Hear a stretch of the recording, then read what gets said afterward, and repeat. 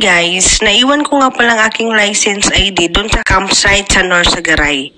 So mula Manila, bumalik kami doon sa Norsagaray. Siguro after 4 days ko nang nalaman na nawawala na pala yung license ko. Kapag pupunta kayo sa mga lugar na hinihingi yung mga ID, wag niyong iiwanan ng inyong lisensya para iwas aberya. Walis kami mga 5 o'clock, maliwanag pa naman at medyo malapit lang naman. Nakarating naman kami guys ng may liwanag pa, kaso ang problema sarado na yung office nila. Nawagan pa yung nagdadala ng susi. Although may mga tao doon, kaya lang wala doon yung susi. Kaya naman guys, naghintay kami hanggang sa inabot na kami doon ng dilim. So, nakakatakot. Ang worried ko kasi nung time na yon is yung pabalik paahon ng bayan. Kasi sobrang dilim guys, walang mga bahay. Para sa katulad namin noon, naninilikado talaga ako dahil naman Norsagaray, walang masyadong mga tao yung napuntahan namin. Di namin kabisado yung mga tao doon. So, nakakatakot guys para sa safety.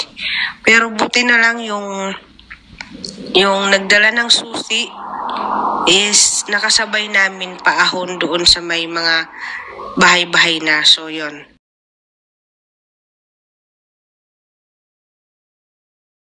Nagutom kami. So, dumaan na naman kami dito sa aming paboritong restaurant. Siyempre, wala nang iba kundi ang Trash Kitchens. Kumain muna kami dito at nag-chill-chill lang. Sarap guys ng crispy pata nila dito. Para sa pagkain na nagkakahalaga ng mga 300 plus, 500 plus. May masarap ka ng pagkain at good for 2 to 3 naman na yan guys. Hindi lang pang isa. So, ito muna guys, ipapakita ko sa inyo yung aming adventure sa araw na yon. Thanks guys!